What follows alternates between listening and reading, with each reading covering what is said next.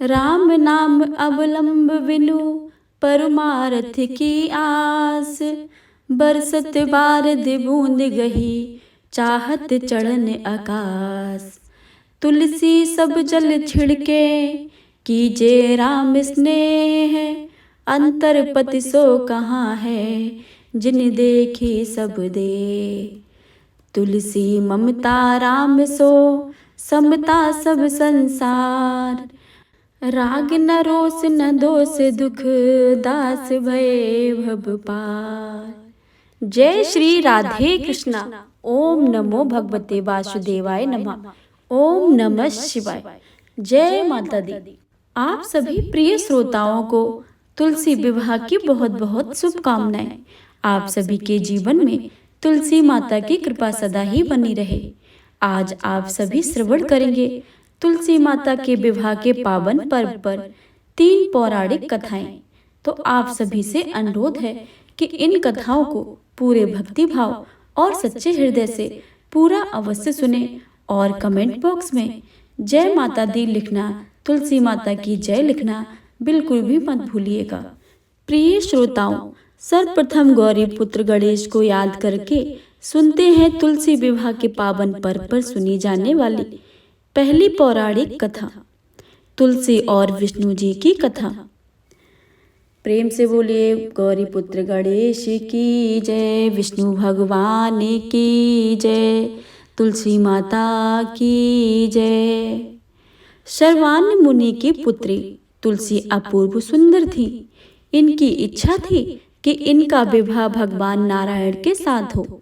इसके लिए इन्होंने नारायण पर्वत की घाटी में स्थित बद्री वन में घोर तपस्या की। दीर्घकाल तक तपस्या के उपरांत ब्रह्मा जी ने प्रसन्न होकर दर्शन दिए और वर मांगने को कहा।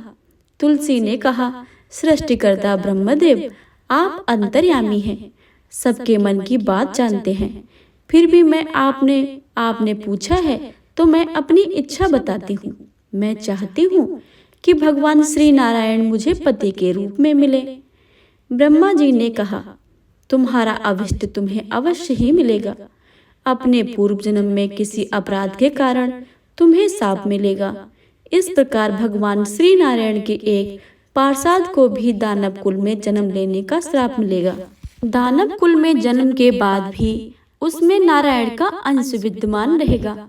इसलिए इस जन्म में पूर्व जन्म के पाप के समन के लिए संपूर्ण नारायण तो नहीं, नारायण के अंश से युक्त दानव कुल, जिन्हें उस शापग्रस्त पार्षद में तुम्हारा विवाह होगा। शाप मुक्त होने पर भगवान श्री नारायण सदा सर्वदा के लिए तुम्हारे पति हो जाएंगे। तुलसी ने ब्रह्मा के इस वर को स्वीकार किया, क्योंकि मानव कुल में जन्म के कारण उसे मायावी भोग तो भोगना ही था। तुलसी बद्री वन में ही रहने लगी। नारायण का वह पार्षद दानव कुल में शंखचूड़ के नाम से पैदा हुआ था। कुछ दिनों के बाद वह भ्रमण करता हुआ बद्री वन में आया। यहाँ तुलसी को देखते ही वह उस पर मुग्ध हो गया। तुलसी के सामने उसने अपने साथ विवाह का प्रस्ताव रखा। इतने में ही वह ब्रह्मा जी आ गए और तुलसी से कहा कि तुलसी, शंखचूड़ को देखो, कैसा देवोपय इसका स्वरूप है। दानव कुल में जन्म लेने के बाद भी लगता है जैसे इसके शरीर में नारायण का वास हो। तुम इस प्रस्ताव को सहर्षा स्वीकार कर लो। तुलसी को भी लगा कि उसकी तपस्या पूर्ण हुई है, उसे इच्छित फल मिला है। शंखचूड़ के साथ उनका गंधर्व विवाह हो गया और वह शंखचूड़ के साथ उसके महल में पत्नी बनकर आ गई। शंखचूड़ ने अपनी परम सुंदरी सती साध्वी पत्नी तुलसी के साथ बहुत दिनों तक राज किया। उसने अपने राज्य को इतना विस्तार किया कि देवलोक तक उसके अधिकार में आ गया। स्वर्ग का सुख भोगने वाले देवताओं की दशा भिखारियों जैसी हो गई। शंखचूड़ किसी को कष्ट नहीं देता था, पर अधिकार और राज छिन जाने से सारे देवता मिलकर ब्रह्मा, विष्णु और शिव की सभा में गए तथा अपनी विपत्ति सुनाई। ब्रह्मा जी ने कहा, तुलसी परम साध्वी है, उसका विवाह शंखचूड़ से मैंने ही कराया था। शंखचूड़ को तब तक कोई नहीं हरा पाएगा या मारा नहीं जाएगा जब तक तुलसी को कोई छला ना जाए। विष्णु ने कहा, शंखचूड़ पूर्व जन्म में मेरा ही पार्षद था। श्राप के कारण उसे दैत्य कुल में जन्म लेना पड़ा। इस जन्म में भी मेरा अंश उसमें व्याप्त है। साथ ही तुलसी के पतिव्रता धर्म से वह अजेय है। फिर देवताओं की सहमति से भगवान शिव ने शंखचूड़ के पास संदेशा भेजा कि या तो वह देवताओं का राज्य लौटा दे या फिर उनसे युद्ध करे। शंखचूड़ शंकर के पास पहुंचा। उसने कहा, देवादिदेव, आपके लिए देवताओं का पक्ष लेना उचित नहीं है। राज बढ़ाना हर राजा का कर्तव्य है। मैं किसी को दुखी नहीं कर रहा हूँ। देवताओं से कहिए कि मेरी प्रजा होकर रहे। मैंने आपका भी कोई अपकार नहीं किया है। हमारा आपका युद्ध शोभा नहीं देता है। अगर आप हार गए तो बड़ी ही लज्जा की बात होगी। अगर मैं हार गया तो आपकी कीर्ति बहुत नहीं बढ़ेगी। भगवान शंकर हंसे। वे तो सब रहस्य समझते थे। तुलसी और शंखचूड़ के पूर्व जन्म के शाप की अवधि लगभग पूरी ही हो चुकी थी। बोले, इसमें कीर्ति और लज्जा की बात नहीं है। तुम देवों का राज लौटाकर उन्हें उनके पद पर प्रतिष्ठित होने दो। युद्ध से बचने का यही एक उपाय है। शंखचूड़ ने कहा, मैंने युद्ध के बल से देवलोक तक जीता है। कोई उसे युद्ध के द्वारा ही वापस ले सकता है। यह मेरा अंतिम उत्तर है। मैं जा रहा हूँ। ऐसा कहकर शंखचूड़ चला गया।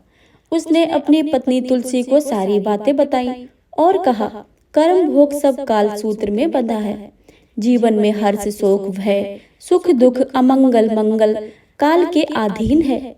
हम तो केवल निमित्त हैं। संभव है भगवान शिव देवों का पक्ष लेकर मुझसे युद्ध करें। तुम चिंता मत करना। तुम्हारा सती तेज मेरी रक्षा करेगा। दूसरे दिन भगवान शंकर के नेतृत्व में देवताओं ने युद्ध छेड़ दिया। शंखचूड़ ने भीषण बाणों की वर्षा कर उनका वेग रोका। उसके प्रहार से देवता डगमगाने लगे। उसने दानवी शक्ति का प्रयोग कर मायावी युद्ध आरंभ कर दिया। युद्ध स्थल में वह किसी को दिखाई नहीं देता था। उसके अस्त्र शस्त्र प्रहार एवं देवों को घायल कर रहे थे। देवगण अपने अस्त्र शस्त्र चलाए और किसी पर चलाएं, कोई भी, क्योंकि शत्रु सामने ही नहीं था। कई दिनों तक इस तरह भयंकर युद्ध चला। शंखचूड़ पराजित नहीं हुआ। तब शिव ने विष्णु से कहा कि विष्णु, कुछ उपाय करो, अन्यथा मेरा तो सारा यश मिट्टी में मिल जाएगा। विष्णु भगवान ने सोचा, बल से तो शंखचूड़ को हराया नहीं जा सकता है, इसलिए छल का सहारा लेना होगा। उन्होंने तुरंत अपना स्वरूप शंखचूड़ जैसा बनाया और अस्त्र शस्त्र से सुसज्जित तुलसी के पास आए और बोले, प्रिय, मैं युद्ध जीत गया हूँ। सारे देवता भगवान शंकर समेत हार गए हैं। इस खुशी में आओ, मैं तुम्हें अंग से लगा लूं। पति को प्रत्यक्ष खड़ा देख तथा विजय का समाचार सुन वह दौड़कर मायावी शंखचूड़ के गले में लिपट गई।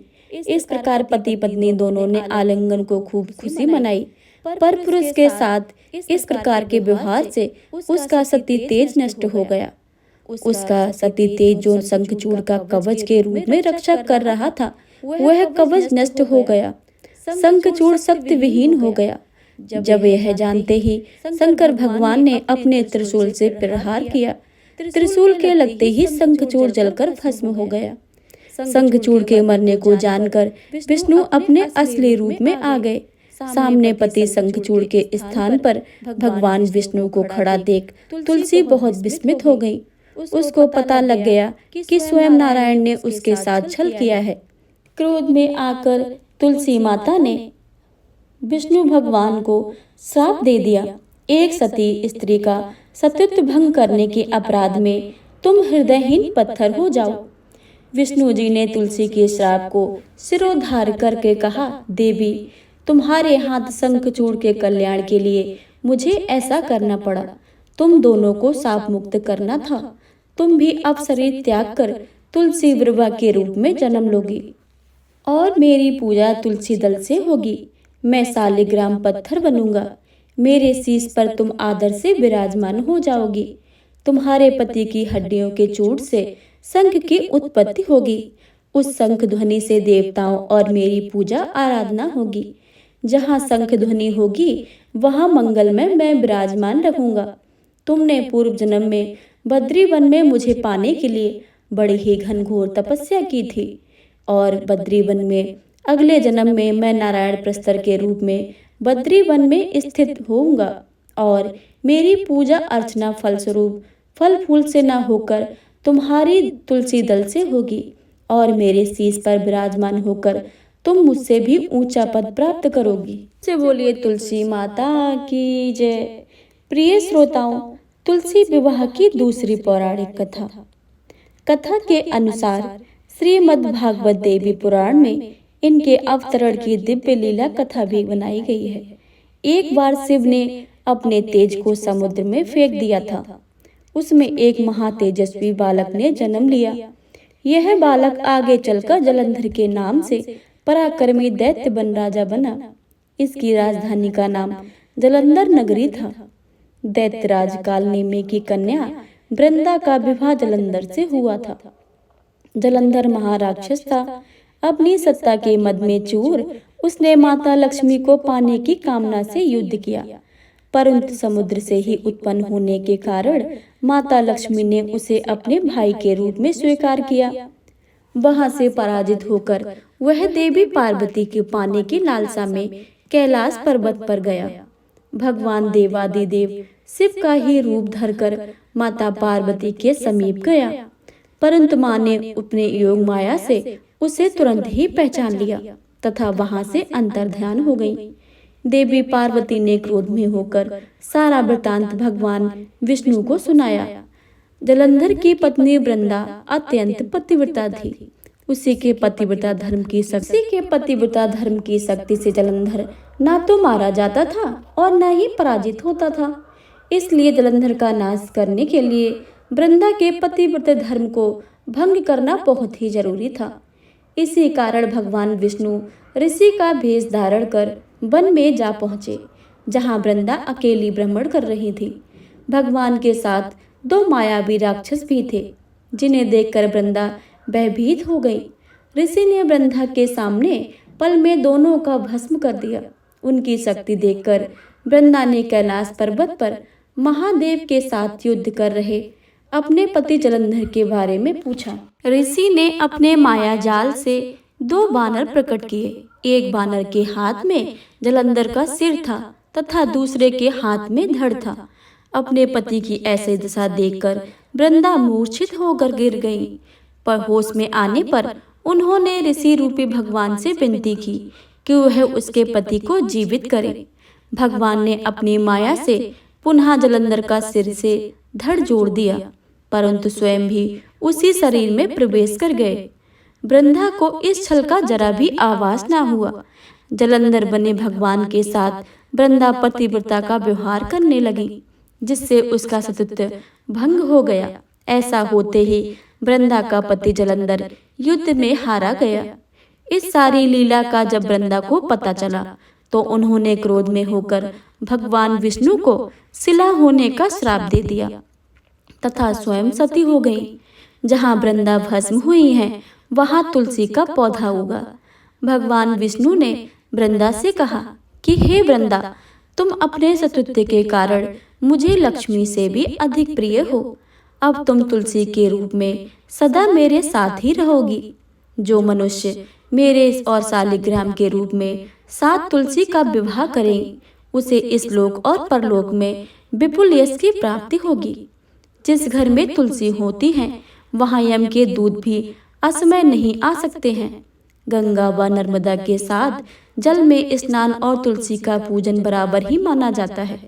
चाहे मनुष्य कितना भी पापी क्यों ना हो, मृत्यु के समय जिसके प्राण मंजरी सहित तुलसी और गंगा जल मुख में रखकर निकल जाते हैं, वह पापों से मुक्त होकर बैकुंठ धाम को प्राप्त होता है। जो मनुष्य तुलसी व आंवले की छाया में अपने पितरों का श्राद्ध करते हैं, उसके पितर मोक्ष को प्राप्त हो जाते हैं। प्रेम से बोलिए तुलसी शालिग्राम की जय।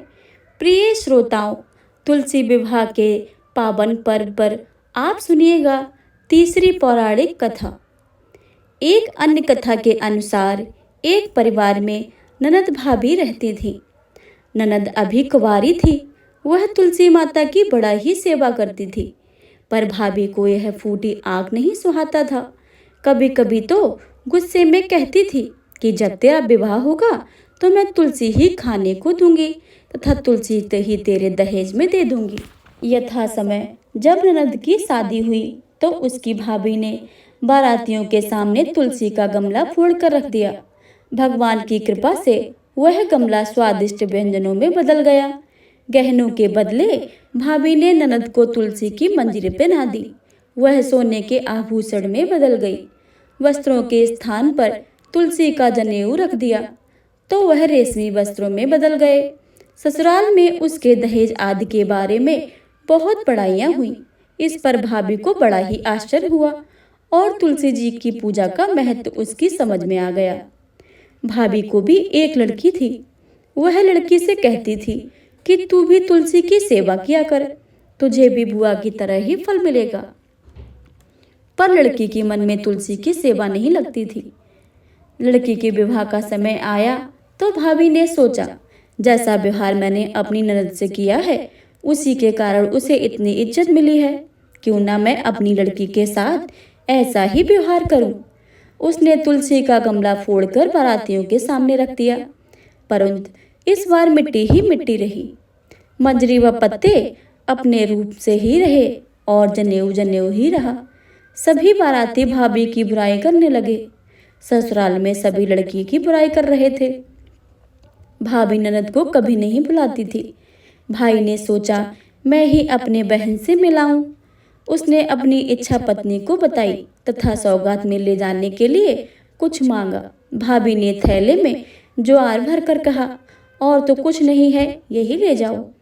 वह दुखी मन से चल दिया। भला बहन के घर कोई ज्वार लेकर जाता है। बहन के नगर के समीप पहुंचकर उसने एक गौशाला में गाय के सामने ज्वार का थैला उलट दिया। तब गोपालक ने कहा, हे भाई, सोना मोती गाय के आगे क्यों डाल रहे हो।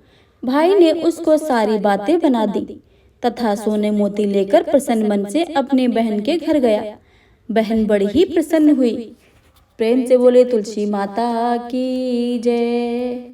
अगली पौराणिक कथा के अनुसार पुराणों में बताया गया है कि एक बार गणेश जी गंगा नदी के किनारे तपस्या कर रहे थे। इस कालावधि में धर्मात्मा जी की कन्या तुलसी विवाह की इच्छा लेकर तीर्थ यात्रा पर निकली। देवी तुलसी सभी तीर्थ स्थलों का भ्रमण करते हुए गंगा के तट पर पहुंची। गंगा तट पर देवी तुलसी ने देखा कि युवा गणेश जी तपस्या में लीन है। शास्त्रों के अनुसार तपस्या में विलीन गणेश जी रत्न जटित सिंहासन पर विराजमान थे। उनके समस्त अंगों में चंदन लगा हुआ था। उनके गले में पराजित पुष्पों की माला, साथ में स्वर्णमणि रत्नों से उनके हार पड़े हुए थे। उनकी कमर में अत्यंत कोमल रेशम का पीतांबर लपटा हुआ था। तुलसी जी श्री गणेश के इस सुंदर स्वरूप पर मोहित हो गई थी। उनके मन में गणेश जी से विवाह करने की इच्छा जागृत हुई। तुलसी ने विवाह की इच्छा से उनका ध्यान भंग किया। तब भगवान श्री गणेश ने तुलसी द्वारा तप भंग करने को अशुभ बताया और तुलसी की मनसा जानकर स्वयं को ब्रह्मचारी बताकर उसके विवाह को प्रस्ताव का इनकार कर दिया। विवाह प्रस्ताव ठुकराने पर तुलसी से नाराज होकर गणेश जी को शाप दिया कि उनके एक नहीं बल्कि दो दो विवाह होंगे। इस पर श्री गणेश जी ने भी तुलसी को श्राप दे दिया कि तुम्हारा विवाह एक असुर से होगा। एक राक्षस की पत्नी होने का शाप सुनकर तुलसी ने गणेश जी से माफी मांगी। तब गणेश जी ने तुलसी से कहा कि तुम्हारा विवाह शंखचूड़ राक्षस से होगा, किंतु फिर तुम भगवान विष्णु और श्री कृष्ण को प्रिय होने के साथ कलयुग में जगत के लिए जीवन और मोक्ष देने वाली होगी। पर मेरी पूजा में तुलसी चढ़ाना शुभ नहीं माना जाएगा। तब से ही भगवान श्री गणेश जी की पूजा में तुलसी चढ़ाना वर्जित माना गया है। प्रेम से बोलिए तुलसी माता की जय।